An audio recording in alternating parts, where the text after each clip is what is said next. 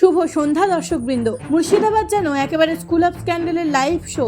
একদিকে স্কুলের শিক্ষক দুর্নীতি দায়ে জীবনকৃষ্ণ সাহা যেমন সিবিআই ইডি পুকুর নালা মাঝে ঘোরাফেরা করছে, অপরদিকে সেই মুর্শিদাবাদের রানীগড়ের উচ্চ মাধ্যমিক স্কুলে এক হৃদয় বিদারক ঘটনা ঘটল।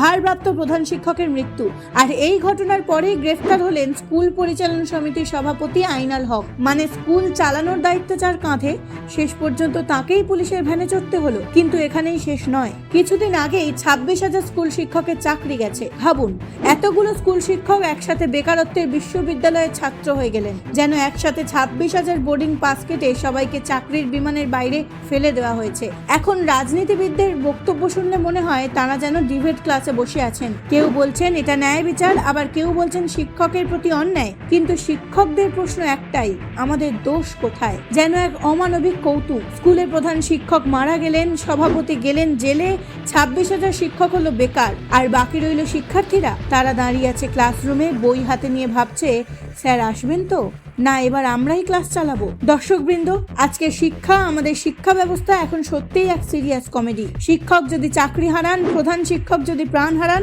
আর সভাপতি যদি জেলে যান, তাহলে স্কুলে আসলে টিকে থাকবে কারা? কেবল রাজনীতি?